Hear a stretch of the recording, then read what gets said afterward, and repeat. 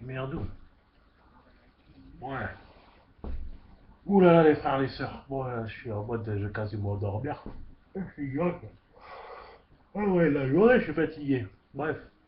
Donc là, j'ai continué à regarder donc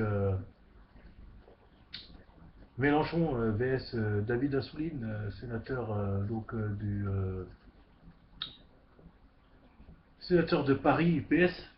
Bon, de ma mémoire, j'ai pas voté pour lui, il devait pas être dans mon secteur de Paris.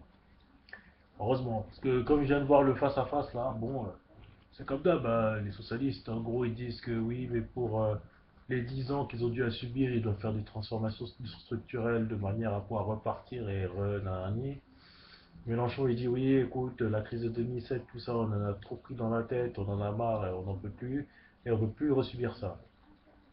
Bon, moi, je dois dire que je reste toujours dans la mélancolie. Tant que, évidemment, puisque mon parti, ça met extrêmement de temps, comme j'ai dit dans une autre de vidéos, à mettre en place, il faut qu'on soit beaucoup, comme je l'ai dit. En attendant, je trouve que c'est pas débile de voter Mélenchon, en fait. En fait, voilà, les frères, les sœurs, je vais vous dire qu'en attendant que le 24 juin 1993 soit terminé, on peut voter Mélenchon. Pourquoi? Parce que Mélenchon, il parle du revenu du capital. Mélenchon, il pourrait peut-être investir dans une partie du capital de la France pour faire un business. Au niveau peut-être de la bourse. Ce serait peut-être de payer des Français juste pour le fait qu'ils soient Français et que s'ils travaillent, c'est un salaire en plus. Comme j'ai dit, il est intolérable qu'un Français ait des produits de première nécessité, ils doivent les payer. Pour moi, c'est pas compréhensible. Donc il faut non seulement lui donner de l'argent, et en plus de ça, lui payer les produits de première nécessité. Pardon. Pourquoi? Parce que tout simplement, nous sommes un État puissant, nous sommes un État fort. Mélenchon dit qu'on est le deuxième territoire en comptant la mer. Voilà, tout ça c'est de l'argent, c'est du business. D'ailleurs, il y a des pays autres, Arabie Saoudite et j'en passe, qui eux payent déjà les gens de leur pays. Euh, En plus, après, ils leur versent un salaire.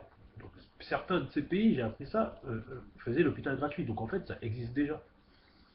Et dans ces pays où il y a soi-disant des dictateurs, ils ont la paix sociale. Ah bah, c'est normal, tu fournis tout au mec. Après, tu te dis que bon, tu descends d'un roi depuis 10 siècles.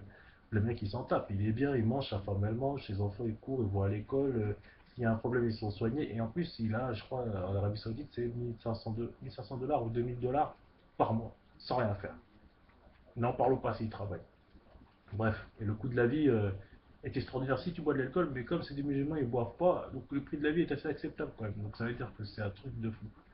Et donc c'est à peu près ça que je prône, parce que là il y a une notion d'égalité, il y a une notion de respect. Bon voilà. Et puis dédicace donc bien sûr à Rasta Président et à Dieudonné et les aspirateurs et à Corinne Bouget, notre combattrice contre le cancer qui vient de la bouffe. Et voilà, bon là je vais continuer à suivre la mélanchonite aiguë. Bon les frères, à tout à l'heure. Sur ce, et les sœurs bien sûr. Ciao!